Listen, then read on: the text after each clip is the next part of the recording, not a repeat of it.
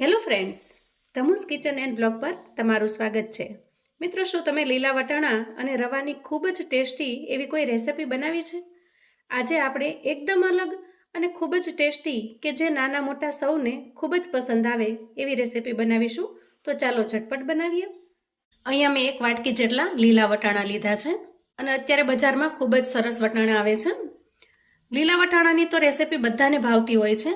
નાના મોટા સૌ વટાણાની રેસિપી પસંદ કરતા હોય છે અને કોઈને કોઈ રેસિપીની અંદર આપણે લીલા વટાણાનો ઉપયોગ તો કરતા જ હોઈએ છીએ, પણ આજે માત્ર વટાણાનો જ ઉપયોગ કરી અને આપણે એકદમ ગજબની અને મસ્ત રેસિપી બનાવીશું.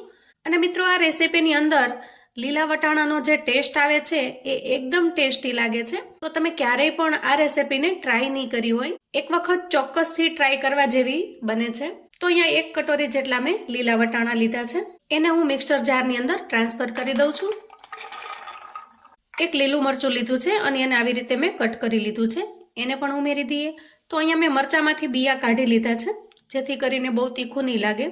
સામાન્ય જ તીખું લાગશે. અમુકમાં રહેવા દીધા છે અને અમુકમાં કાઢી લીધા છે, જેથી કરીને બહુ આપણને તીખું નહીં લાગે. 1 ઇંચ જેટલો આદુનો કટકો લીધો છે અને એને પણ પીસમાં સમારી લીધો છે. એને ઉમેરી દઈએ. અહીંયા આપણે કોથમીર લીધી છે. દાખલા સહિત અહીંયા કોથમીરનો મેં ઉપયોગ કર્યો છે. તો કોથમીરને આવી રીતે સમારીને ઉમેરી દીધી છે. અહીંયા મીઠા લીમડાના પાન લીધા છે અને આમાંથી થોડા પાન છે એને આપણે જારમાં એડ કરીશું. અને હવે જારની અંદર આપણે 1 વાટકી જેટલું પાણી એડ કરીશું. અહીંયા મેં 1 નાની વાટકી જેટલું જ પાણી લીધું છે અને પાણી એડ કર્યા બાદ આપણે ઢાંકણ ઢાંકી દઈશું અને એકદમ સારી રીતે બધી જ વસ્તુને પીસી લેશું. તો મિશ્રણની અંદર જે મીઠો લીમડો નાખ્યો છે એનો ટેસ્ટ ખૂબ જ સરસ આવે છે. તો અહીં જુઓ, વટાણાની એકદમ સરસ પેસ્ટ બનીને તૈયાર થઈ ગઈ છે અને આવી જ પેસ્ટ આપણે બનાવીને તૈયાર કરવાની છે. હવે આપણે ગેસ ઉપર 1 કડાઈ મૂકીશું અને ગેસ ઓન કરી લઈશું. તો હવે જે કટોરીથી આપણે વટાણા લીધા હતા એ જ કટોરીના માપથી આપણે પાણી લઈશું અને અહીંયા 5 કટોરી પાણી છે એ આપણે કડાઈમાં નાખીશું. તો અહીંયા 5 કટોરી પાણી આપણે લેવાનું છે. તો 1 કટોરી મેં નાખી દીધું છે. હવે અહીંયા 1 ચમચી જેટલું આપણે મીઠું ઉમેરીશું. 1 ચમચી સફેદ તલને ઉમેરી દઈએ. 2 થી 3 મીઠા લીમડાના પાનને આપણે આવા ઝીણા ઝીણા કટ કરીને ઉમેરી દીધા છે. તો અહીંયા મીઠા લીમડાની સુગંધ ખૂબ જ સરસ આવે છે અને સાથે સાથે આ રેસિપીની અંદર મીઠા લીમડાનો ટેસ્ટ પણ ખૂબ જ સરસ આવે છે. હવે જુઓ, મીઠું પાણીની અંદર ઓગળી ગયું છે અને પાણી પણ થોડું થોડું ગરમ થઈ ગયું છે. અને આ સ્ટેજે આપણે જે પેસ્ટ બનાવીને રાખી છે વટાણાની, એને આપણે પાણીમાં એડ કરી દઈએ. તો જારમાં વધેલું મિશ્રણ છે એમાં પણ થોડું પાણી નાખી દીધું છે અને આપણે એને પણ લઈ લીધું છે. હવે આપણે બધી જ વસ્તુને મિક્સ કરી દઈએ.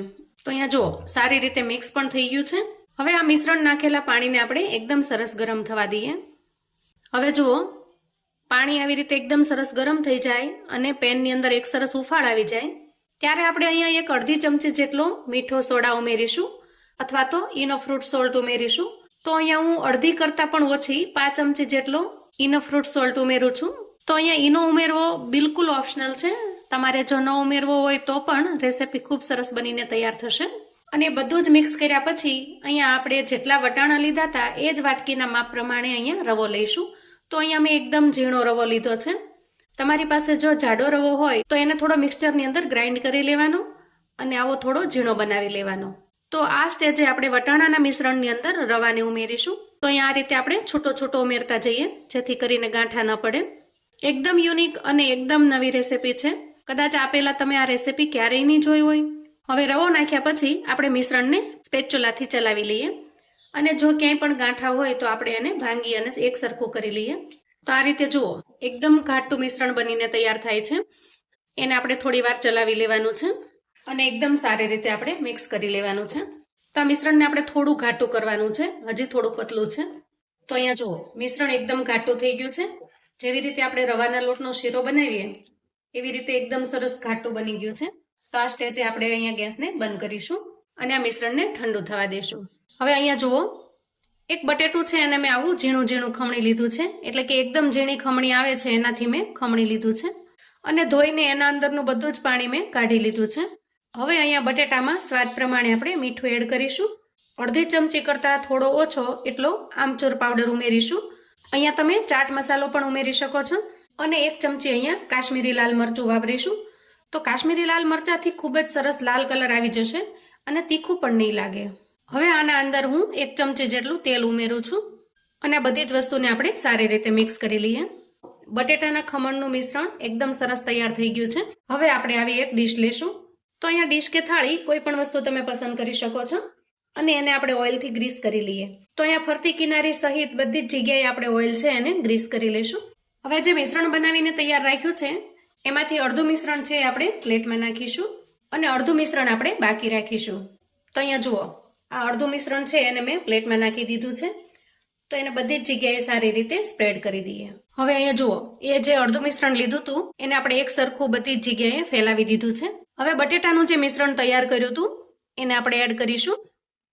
તો છૂટું છૂટું નાખીશું અહીંયા અને ચમચીની મદદથી એ મિશ્રણને પણ બધે ફેલાવી દઈએ. તો અહીંયા જુઓ, બટેટાનું મિશ્રણ છે એકદમ સારી રીતે સેટ થઈ ગયું છે અને જે મિશ્રણ હવે બાકી વધ્યું છે એને આપણે આના ઉપર ઢાળી દઈએ. તો મિત્રો એકદમ યુનિક અને સાવ અલગ રેસીપી છે. અહીંયા બટેટાનું જે મિશ્રણ બનાવ્યું હતું એમાં તમે લસણની ચટણીનો પણ ઉપયોગ કરી શકો છો. તો તમારે આ રીતે જો બટેટાને છીણીને ન બનાવવું હોય તો લસણને ખાંડી એની સરસ મજાની ચટણી બનાવી અને એને પણ તમે લગાવી શકો છો. હવે આ જે મિશ્રણ છે એને પણ આપણે ઉપર બધી જ જગ્યાએ એક સરખી રીતે લગાવી દઈએ. હવે ગેસ ઉપર આપણે એક મોટું વાસણ મૂકી દેશું અને એમાં આવું સ્ટેન્ડ ગોઠવી દેશું અને 1.5 ગ્લાસ જેટલું પાણી ઉમેરી દેશું. અને આ રીતે થોડું પાણી ગરમ થઈ જાય એટલે આપણે તૈયાર કરેલી થાળી છે એમાં સેટ કરી દેશું. તો અંદાજે 10 મિનિટ જેવો સમય ધીમી ફ્લેમે આપણે ચડવા દેશું. અંદાજે 10 મિનિટ પછી આપણે ઢાંકણ ખોલી લઈશું. તો અહીં આપણે ચેક કરી લઈએ. જુઓ, એકદમ સરસ બનીને તૈયાર થઈ ગયા છે. તો અહીંયા જુઓ, થાળી એકદમ સરસ ઠરી ગઈ છે. હવે સૌથી પહેલા આપણે એની કિનારી છે એને છોડાવી લેશું. તો મિત્રો આ નાસ્તો એટલો સરસ બનીને તૈયાર થાય છે. દેખાવમાં એકદમ સેન્ડવિચ ઢોકળા જેવો બને છે પણ ટેસ્ટ એકદમ અલગ બનીને તૈયાર થાય છે. અને હવે આપણે પીસ કરી લેશું.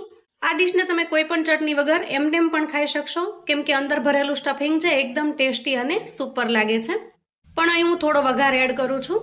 હવે અહીંયા જુઓ, મેં થોડું તેલ ગરમ કરી લીધું છે અને એના અંદર ઝીણો સમારેલો મીઠો લીમડો, રાઈ, જીરું અને થોડી અમથી પિંચ ઓફ હિંગ લીધી છે એને એડ કરીશું અને નાસ્તાની ઉપર આપણે સ્પ્રેડ કરી દેશું.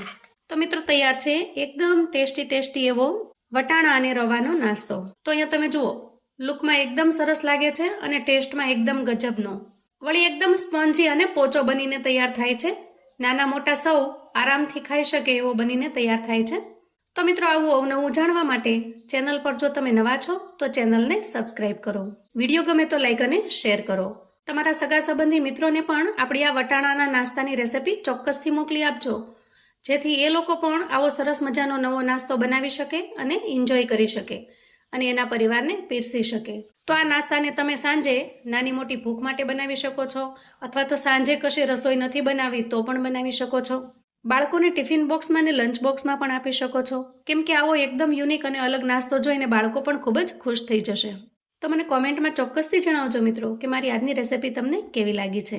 ફરી મળીએ એક નવી રેસિપી સાથે. ત્યાં સુધી આવજો મિત્રો.